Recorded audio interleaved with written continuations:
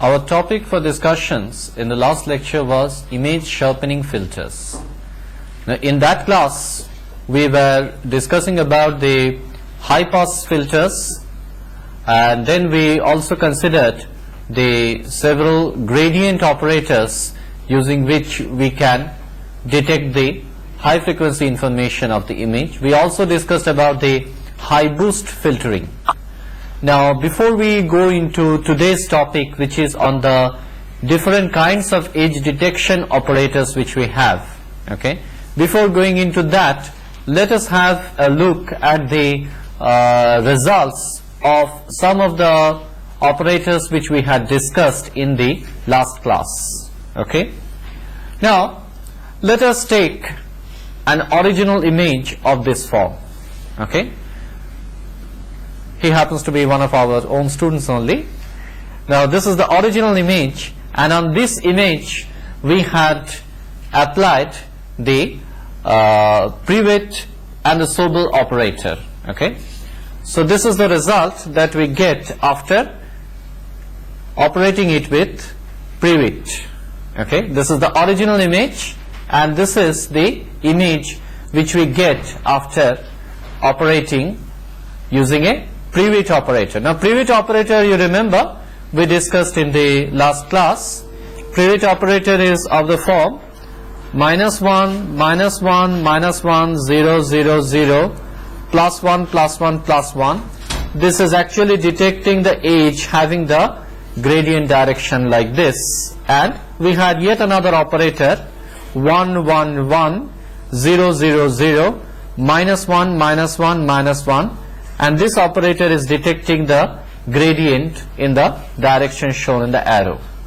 And the gradients that we obtain from the horizontal as well as the vertical operator, okay, we are just taking the magnitude squares of them and taking the square root, okay, and on that we are applying some kind of a threshold, okay, so that we can clearly demarcate the high gradient pixels from those of the low gradients. So this is nothing but a gradient image that we are getting. Now wherever we are having high intensities, like in this region, in the outline of this image, you are finding that there are some white boundaries over here, okay, whereas mostly all the uniformly intensified areas, okay, they are having black pixels. Okay, so that means to say that wherever we are having black, those are not the pixels of high gradient, those are the pixels of very low gradient values. Okay, whereas which is the pixels which are shown in white, okay, they are having high gradient values. Okay, so obviously high gradient values means the points where the gradient values will be maximum, okay, will give us the positions of the edge pixels.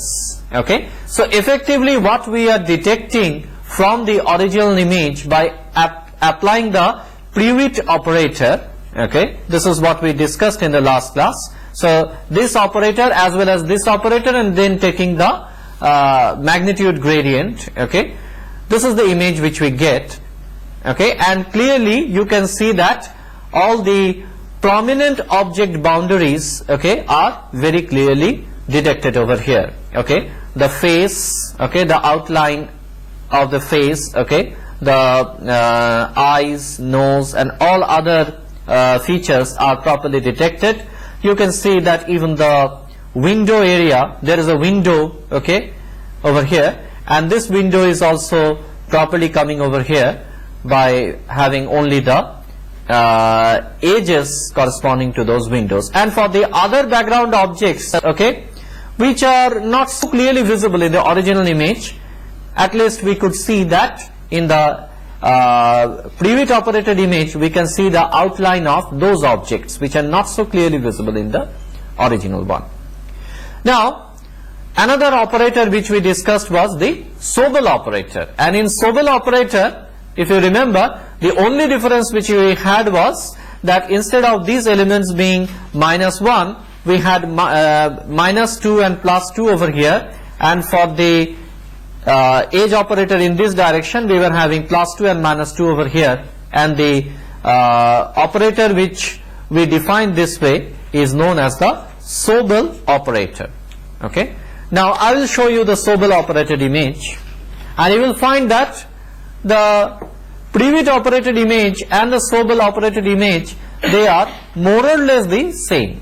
You won't be able to make out much of a difference, okay, unless you very clearly notice. See, the one prominent difference is very much there, that in case of edges, okay, which are absolutely going in this particular direction, okay, we are enhancing those edges, okay, as compared to the edges which are oriented in slightly different directions, okay. So that means to say, this kind of operator is obviously picking up, okay, the clearly marked horizontal edges more prominently, or edges having horizontal gradient directions, and these, and in this case the edges having vertical gradient directions, okay, they are more clearly picked up as compared to those in the Prewitt operator, because we have got -2 +2 over here,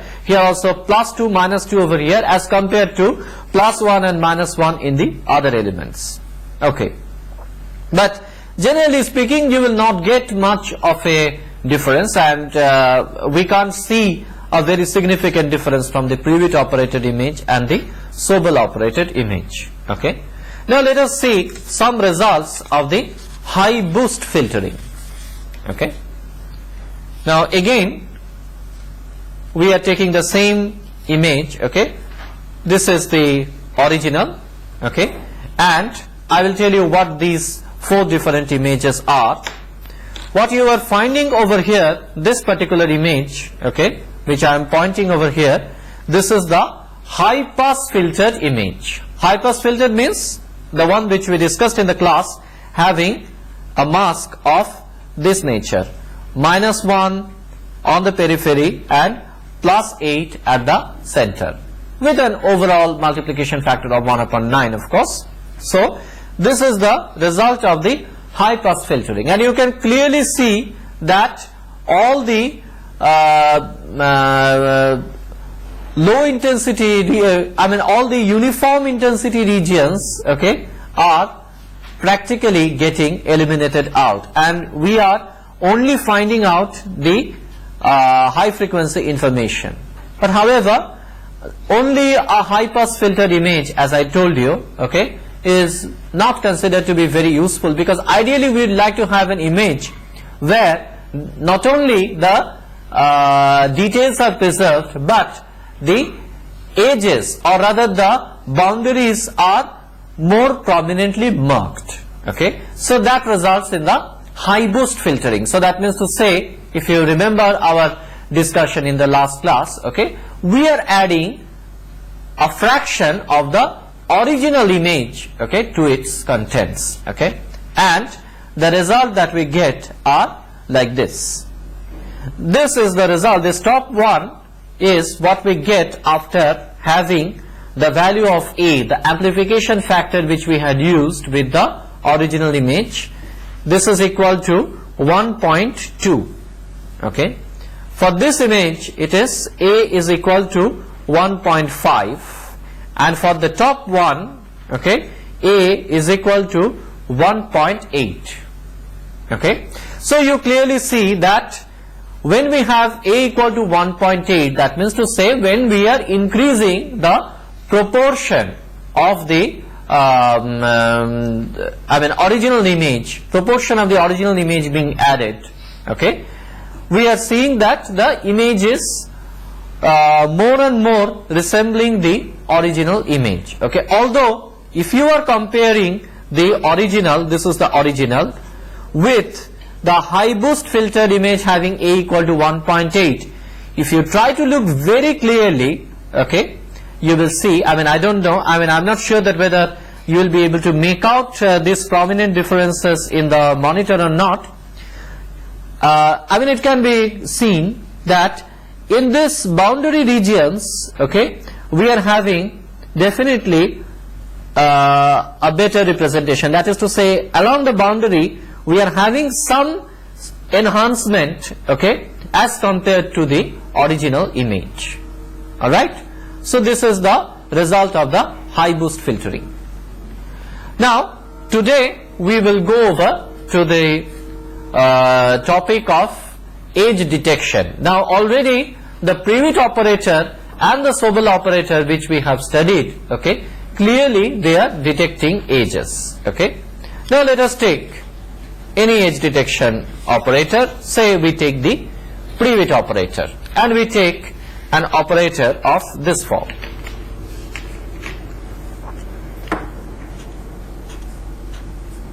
Zero, zero, zero, minus 1, minus 1, minus 1. So we take this operator. Now which is the gradient direction for this operator? Which is the direction of the gradient? Bottom to top. So that means to say it should be like this. This is the gradient direction. Okay, and I can say that this is the direction of the north. Okay, let us take that this is the direction of the north. So this is this, I mean, which is this operator? This is the Prewitt operator. Okay, so this is a Prewitt operator, no doubt, but this kind of an operator will only be able to detect the gradients, okay, which are going towards north. Okay, now you don't know in an image, okay, in which gradient directions the edges will be. They can be oriented in any direction, right? Okay, they could be 45 degree, they could be 90 degree, they could be 135 degree, or anything in between 0 and 45 degree. It could be 30 degree, 60 degree, anything. Alright, so if it is so, then we must compose some other gradient operators as well, okay, which can detect the edges in other directions as well, in other gradient directions as well. Alright, now let me ask you a question. Take the same Prewitt operator, okay, and I tell you that instead of trying to detect the edges having gradient direction towards north, I would like to detect edges having, let me say that this is the direction of the north, this is south, this is east, and this is west. Alright, now if I am interested in detecting the edges which are having gradient direction northwest, alright, I am interested in detecting edges having gradient direction northwest. Okay, now I can do this by modifying the elements of this Prewitt operator. Okay, can anyone suggest that what should be the modification so that I can detect the edges having northwest gradient direction? Rotation. 1 minus 1. Rotation. Correct? Rotation of this operator. Rotation in which direction? Rotation clockwise, counterclockwise? Counterclockwise rotation. Excellent answer. Okay, so what I will now do is that I will keep the center of the mask fixed, alright, and I will give 1 plus rotation for every element in the counterclockwise direction. That means to say this should come over here, this should come over here, this one goes here, this one goes here, this one goes here, and this one comes over here. Okay, so everything, all the elements, all these 8 elements are just moving in the counterclockwise direction. If I make that, then the modified Prewitt operator will be able to detect the edges having gradient direction northwest. Alright, so how that operator should look like? Mind you, as suggested by you, we are giving the shifts in the counterclockwise directions, and this is what we get now. 1, 0, minus 1, minus 1, minus 1. This is the central element is still being maintained as 0. We are not changing that. This becomes 0, this becomes 1, this becomes 1. Okay, and clearly the gradient direction is northwest. You see, if I try to think of a line, okay, in this direction, then on its left hand side I am having all elements as 1, on its right hand side I am having all elements as -1. So clearly the gradient direction is northwest. Okay, so I have given just a 45-degree rotation and got this. If I give yet another rotation by 45-degree, okay, what should I get?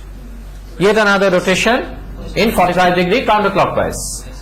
1 1 1 0 0 0 -1 -1 -1.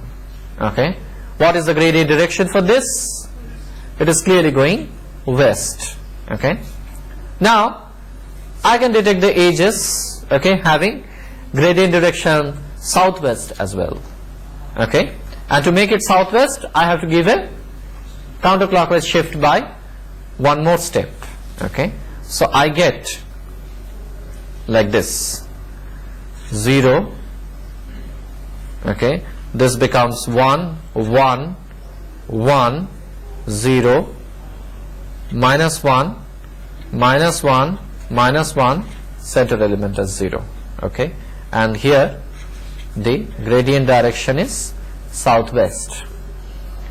If I give one more rotation, I will get -1 -1 -1 0 0 0 +1 +1 +1.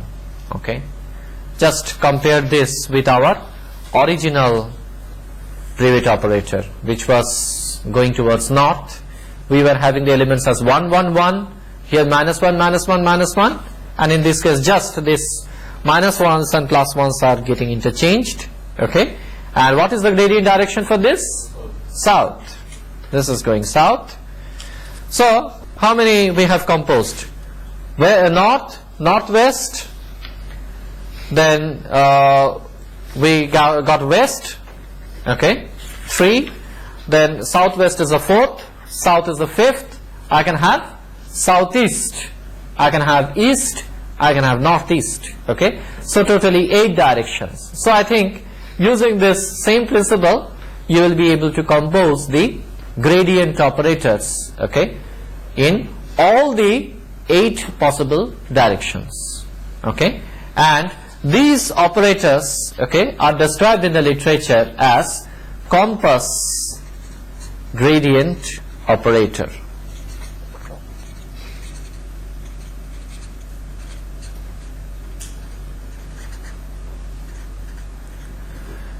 This is compass because, I mean, we can rotate the elements of this mask, okay, and get it oriented in any one of the 8 directions. Okay, now this is not only true with Revit operator, okay, likewise I can get 8 compass gradient operators for Sobel, okay, or any other operators. Let us look at some other operator. Okay, one very popular edge detection operator is, which is known as Kitsch Operator.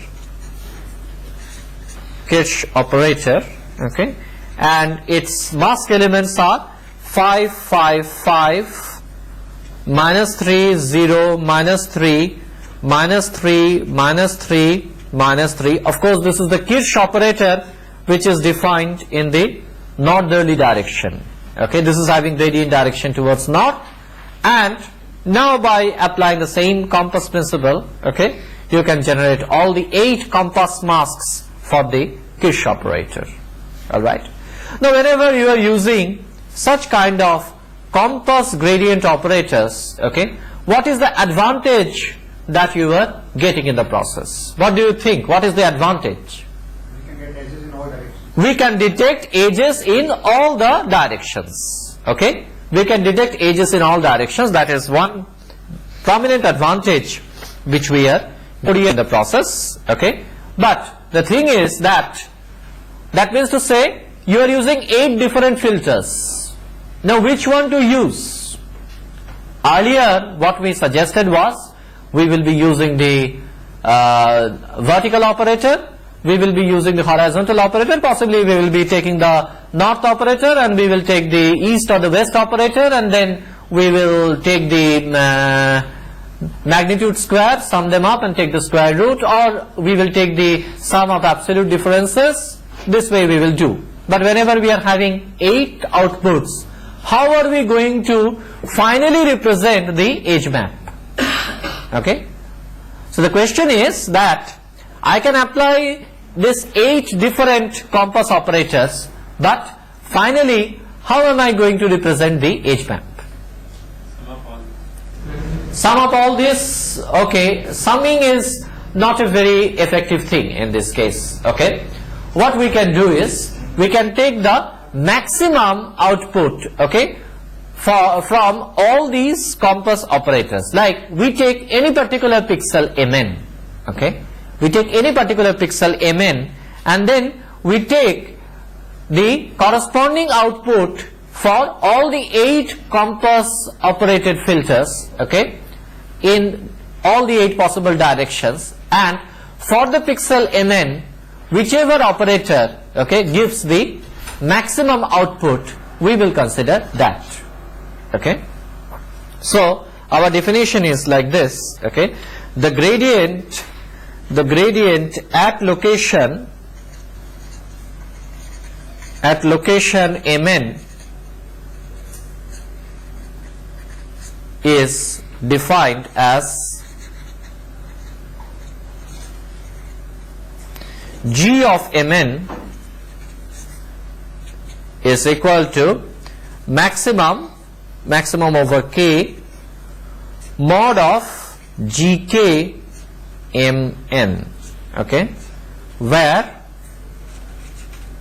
k is equal to 0, 1, etc., etc., up to 7. That means to say all the 8 directional filters, all the 8 compass filters, okay, which we are having. Okay, take the maximum output of this.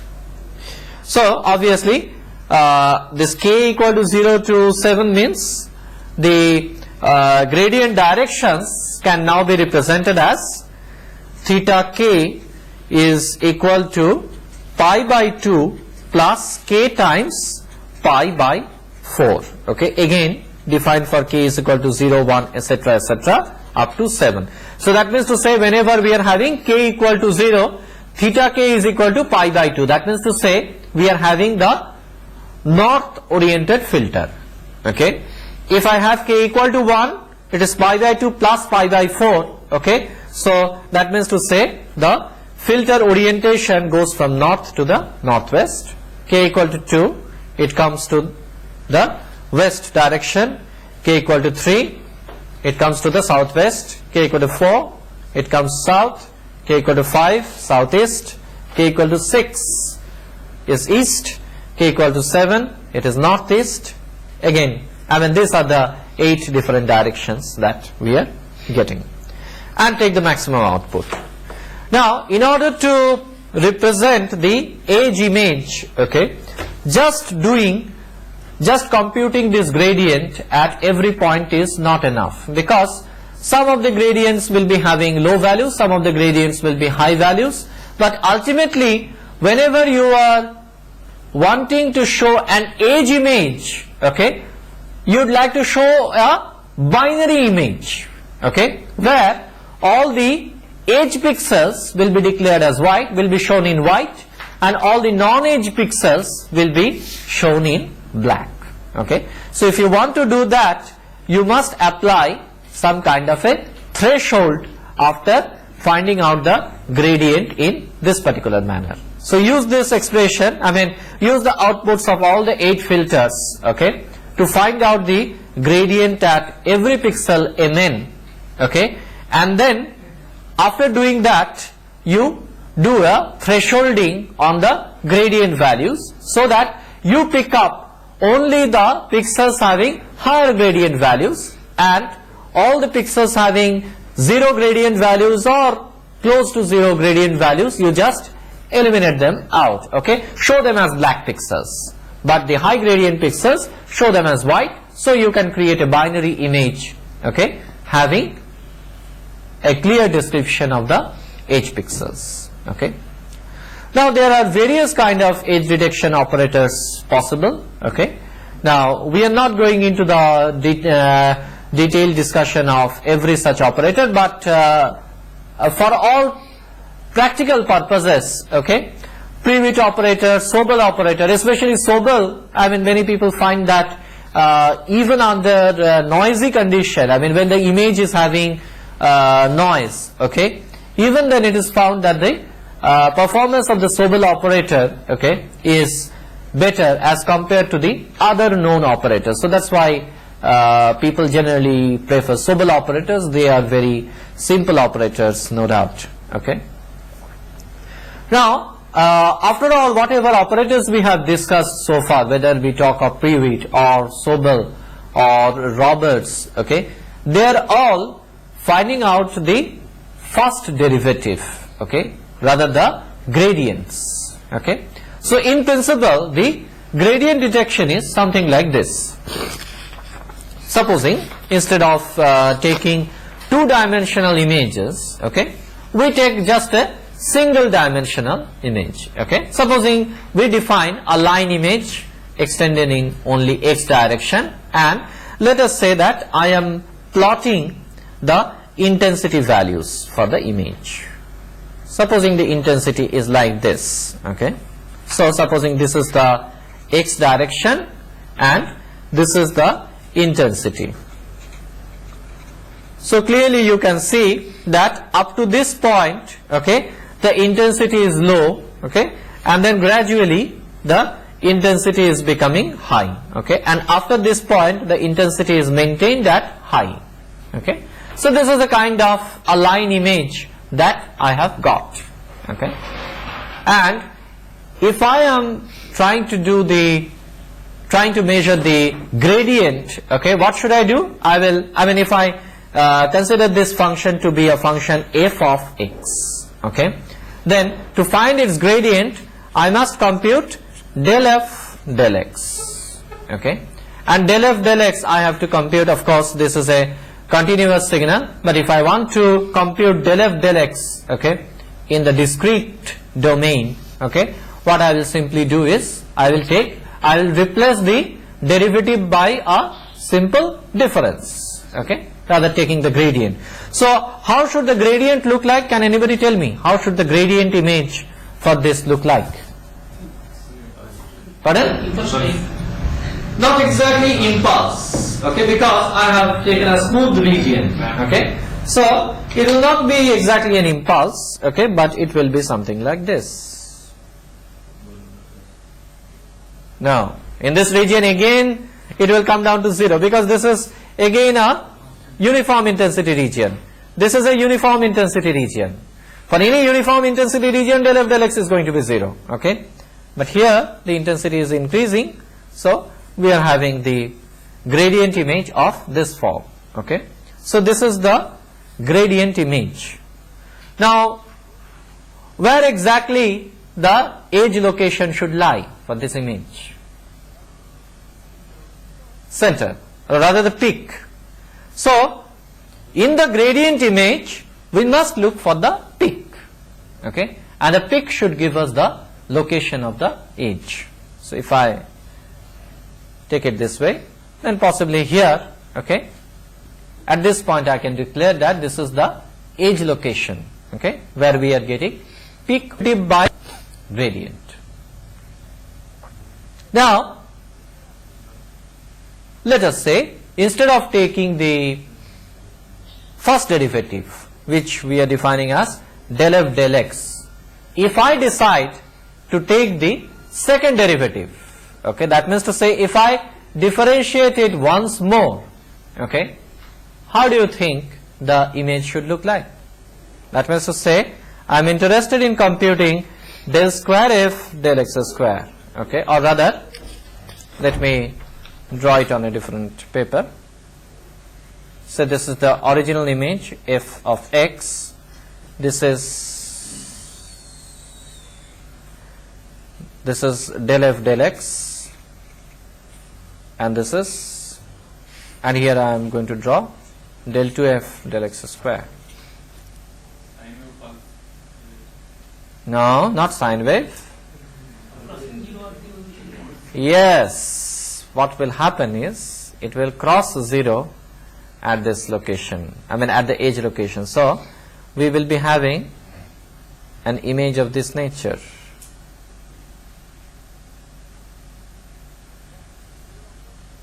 Okay, where you will observe two peaks. There is one positive peak and there is one negative peak. Okay, and it will cross the 0, okay, somewhere over here, and it is the 0 crossing, okay, which should tell us the edge location. Okay, so whenever we are having a second derivative filter like this, okay, this is a clearly a second derivative filter. If we are having a second derivative filter, we must look for the 0 crossing of the second derivative filter. This is the 0 crossing, and the 0 crossing will give us the edge location. All right. Now I have explained this concept for an one-dimensional image, okay, like this, and it is very easy to think of its extension in the real images, that is to say in two-dimensional images. Okay, so for two-dimensional image, okay, what should be the choice of the second derivative operator? Instead of just defining as del 2f del x square, what should we write if we have the second derivative operator in two dimensions? So I am going to write second derivative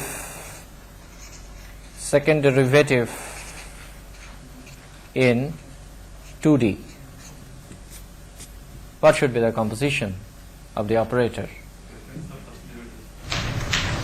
I should include the x direction as well as the y direction, isn't it? So del 2f del x square plus, yes, del 2f del y square. Okay, do you know what this operator is called? Laplacian. This is called as the Laplacian.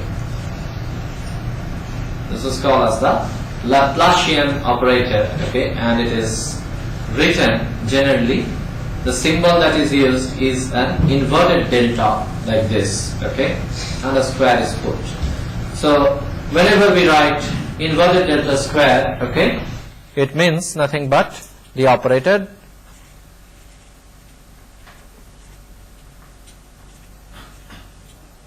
okay. If you take del 2 or del square of f, it is this. Okay, so we must determine the Laplacian of the image if we are trying to compute the second derivative. All right, but again this definition of Laplacian is in the continuous domain. Okay, so I must extend this definition to the discrete domain, right? So supposing I have got a pixel, okay, at location xy, I say f of xy is this, okay, and I take this as f of x minus 1 y, this as f x plus 1 y, okay, then I take this as f of x y plus 1, this pixel as f x y minus 1. Okay, obviously the other pixels are also defined. This pixel will be what? F of x minus 1 y minus 1. This pixel will be f x minus 1 y plus 1. This will be f x plus 1 y plus 1, and this one will be f x plus 1 y minus 1. Okay, so if I apply the Laplacian with this pixel as the center, what should I do? I should take the second derivative, okay, in this direction. Supposing we concentrate only on the x direction. So if I take the second derivative in the discrete space, how should I compute it? I should take the first derivatives first, okay, and take the difference of the first derivatives. That should give me the second derivative. So let us concentrate only in the x direction, okay. In x direction if we do, then what are the first derivatives? Clearly one of the first derivatives is fxy minus fx minus 1 y. Fxy minus fx minus 1 y. And the other first derivative is fx plus 1 y minus f of xy. X plus 1 y minus f of xy. Now supposing I call this as delta 1, this as delta 2. So my second difference, okay, my second difference, or rather my approximation to del 2f del x square, okay, can be written as what? Can be written as delta 2, okay, minus delta 1. All right, and what do we get in the process? We get, just compute this, we get how many terms? 3 terms. F of x plus 1 y remains, okay. Let me write down on the next page.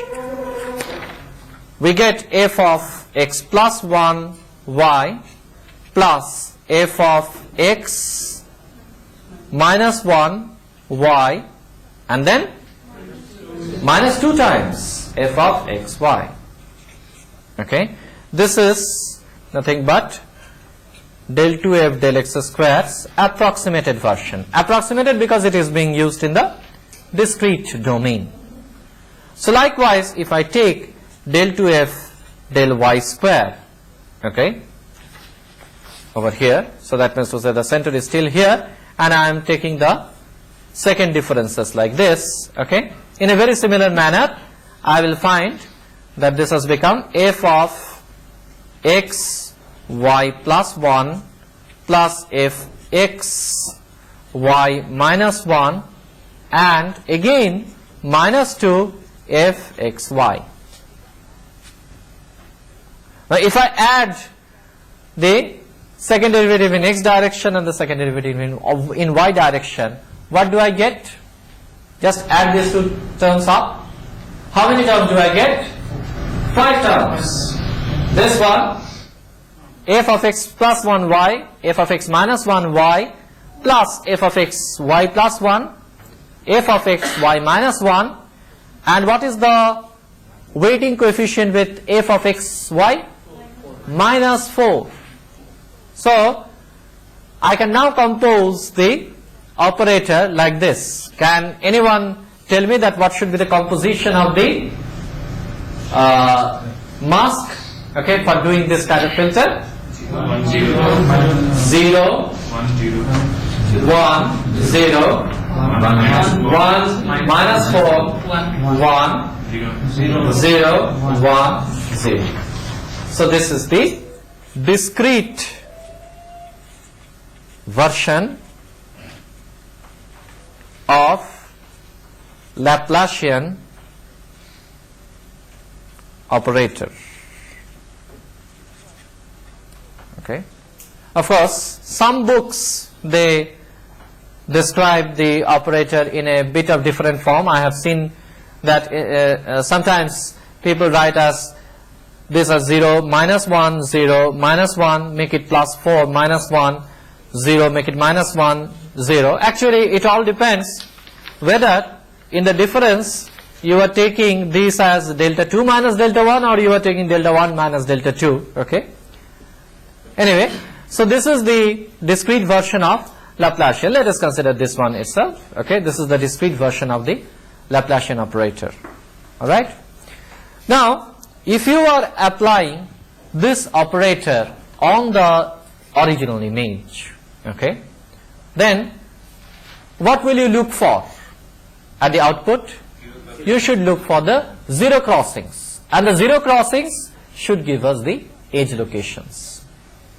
But by simply looking at this operator, okay, we can notice something, that if we have any noisy pixel that is present, okay, if we have a pixel whose intensity is different from the intensities of the neighboring pixel, then clearly by applying this filter, okay, this one will be more highlighted. Okay, so obviously if there are noise present in the image, if there are noisy pixels present in the image, those noisy pixels will be more prominently shown. Okay, so just by applying the Laplacian operator on the image, if we are trying to get, if we are trying to see the zero crossings, okay, I am sure we will not be able to make out anything out of that image, okay, because there will be too much of unnecessary details, and those details will get lost with the noise. So what we should do is, prior to applying this Laplacian operator, okay, we should try to have some kind of a low pass filtering, or rather a smoothing of the image. The purpose is, if we are doing some smoothing of the image, then in the process of smoothing we will be eliminating, or we will be reducing the effect of the noisy pixels, because all the noisy pixels will get smoothed out, and only on the smoothed version of the image, okay, we will be applying the Laplacian operator. Now, what are the smoothing filters that you know so far? You are knowing the averaging, a simple averaging filter, you know, that is to say, take a small window, a 3x3 window, and take the average of the pixels over that window, and then replace the pixel under consideration with the local average of that. Or instead of 3x3, you can take larger size windows, 5x5, 7x7. Of course, as you are increasing the window size, okay, you are more and more blurring the image, okay, that's to say you are introducing more and more amount of low pass filtering on the image.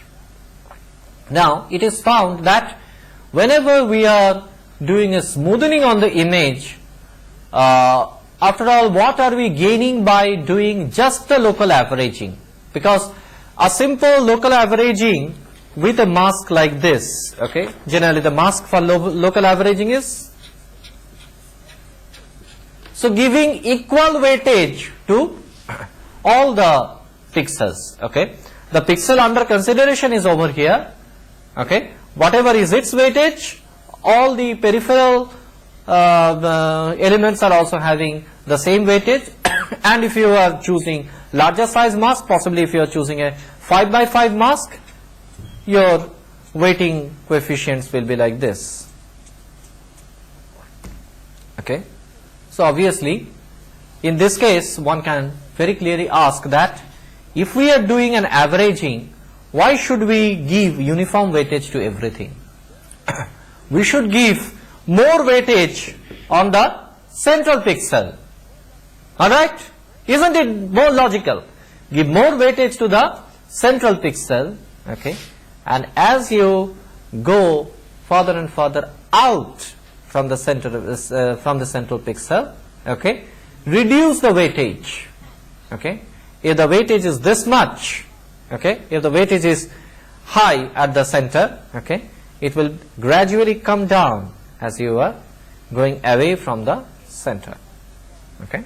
So if I am trying to draw an one-dimensional profile of this weighting filter, then the averaging filter should look something like this. I am just showing a one-dimensional profile of this filter. What is this shape? Can you recognize this shape? This is a Gaussian filter, okay.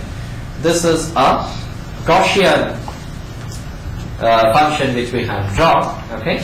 and whose equation is given by g of x. If I am considering the Gaussian in only x direction, it will be g of x by root over 2 pi, 1 upon root over 2 pi sigma exponential to the power minus x square, okay, by 2 sigma square. Okay, this is the Gaussian function. Now what we are going to do, we are going to extend the Gaussian in 2 dimension. So the 2-dimensional Gaussian function can be written as g of xy is equal to 1 by 2 pi sigma square exponential to the power minus x square plus y square by 2 sigma square.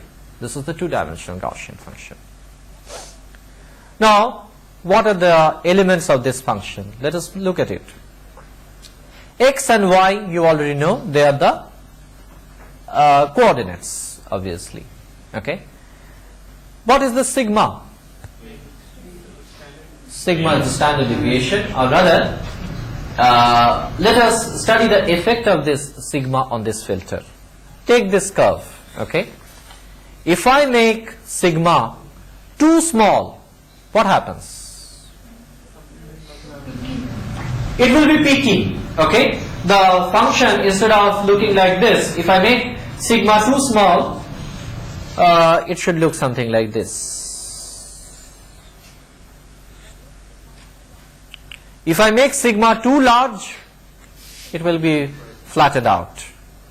So possibly too large of sigma will make the curve like this.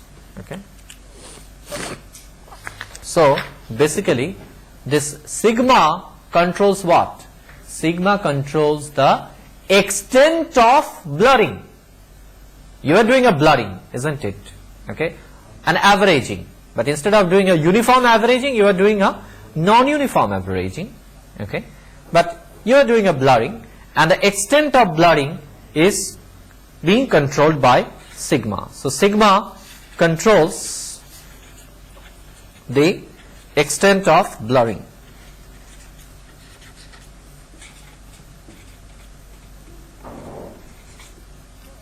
Okay, so what we can have here is, we can have a definite advantage by having such kind of filter.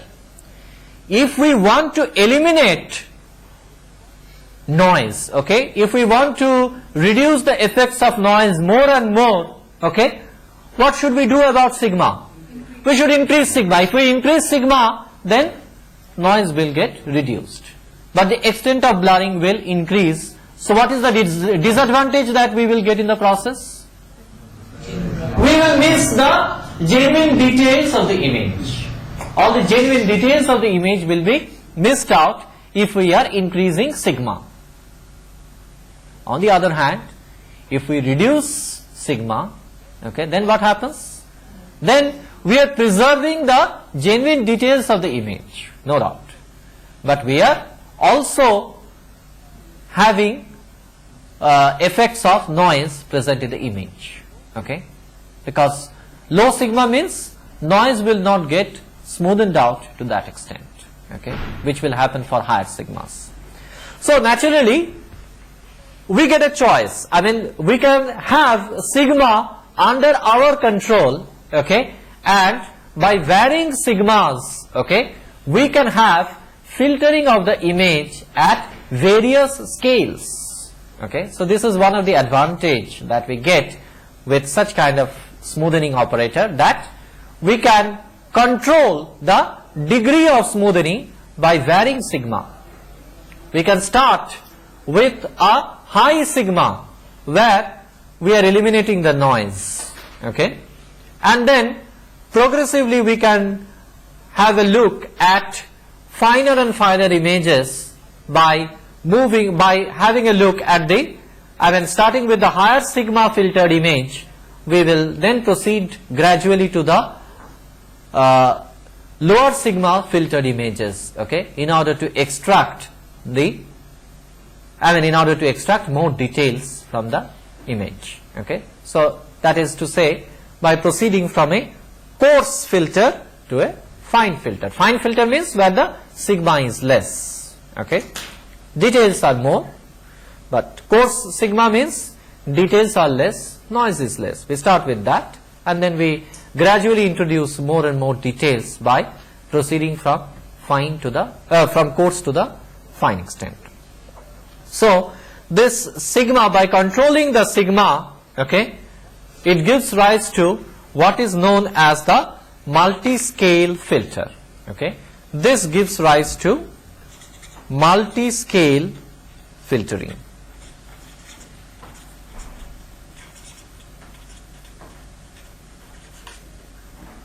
Multi-scale means just filter the image at with various sigmas. Anyway, what we were discussing is not about this Gaussian averaging alone, but I had said, okay, prior to this particular discussion, I had said that I will be doing the Laplacian, okay, but prior to doing the Laplacian, I want to take an average of that. So if I combinedly define an operator, okay, which is by taking the Laplacian of this Gaussian function, okay, and if I apply that combined operator on the image, okay, then what we will be getting is a Laplacian of Gaussian filtered image. The advantage that we will get in the process is, because of Gaussian averaging, all the noise, okay, will get smoothened out. Because of Laplacian, all the edges will be more prominently shown. Okay, so we define an operator which is called as the Laplacian of Gaussian operator, and of course Laplacian we are showing like this: del square g of xy, okay, and this is written as follows: some constant c multiplied by 1 minus x square plus y square by sigma square, okay, this multiplied by exponential to the power minus x square plus y square by 2 sigma square. Okay, the filter which we get in the process, okay, is called as the Laplacian of Gaussian filtering. Now, since this is a linear filter, okay, we can first apply the Gaussian and then apply the Laplacian operator on that. The result will be same as that of applying a combined Laplacian of Gaussian operator. Okay, so this is very widely used. I mean, many books and journals, they refer to this as LOG filtering. Okay, and these filters have been very widely studied, okay, for applications like stereo image processing, okay, where prior to comparing, I mean prior to do a matching of the left image and the right image, okay, this Laplacian of Gaussian operators are applied on the images, and thereafter the zero crossings are detected. So what we will be finally doing out of this Laplacian of Gaussian filtered images is that we will be detecting the zero crossings and get an image consisting of the zero crossing pixels. All right. Now, just before we conclude today's lecture, okay, we will also tell you that how do we measure the performance of the edge detection operators. We have studied various edge detection operators, okay, and how do we judge the performance of the edge detectors.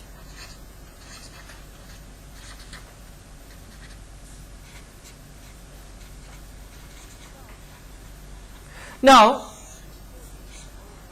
before we go over to any qualitative, any quantitative definition of performance, okay, of edge detection, okay, one thing is very clear, that the ultimate detector is the eye, okay, and it's a very powerful detector. So the detector which can detect the performance of the edge detection to the best extent is ultimately our eyes, okay. So if you have a look at the various edge detected images, okay, just I mean your eye can tell that which is giving better performance, okay.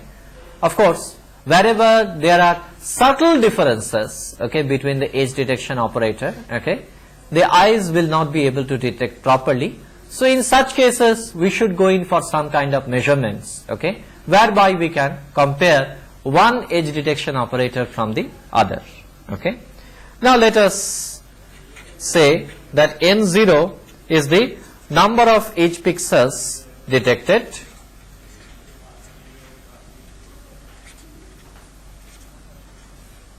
number of edge pixels declared, okay, and N1 is the number of missed or new edge pixels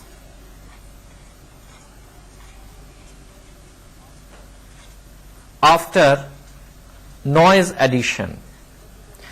Okay, let me tell you what we are trying to do. Generally it is found that the performance of the various edge operators in noiseless images are all good, okay. All the edge operators mostly they are giving good performance for noiseless images, but I mean eccentric image, of course you will get good performance, but whenever you are taking noisy images, okay, performance of some of them are good, some of them are worse, okay. So what we do is number of edge pixels declared is N0 and N1 is the number of missed or new edge pixels after noise addition. If we can measure this, okay, then the edge detection error rate is defined as PE. This is the edge detection error rate. This is equal to N1 divided by N0, okay. This gives us the edge detection error rate. Now, okay, there are other performance measures or figure of merit as well, okay, which we will discuss in the next class, okay, and thereafter we will be studying yet another class of filters, okay, which is based on the transform domain techniques, okay. Thank you.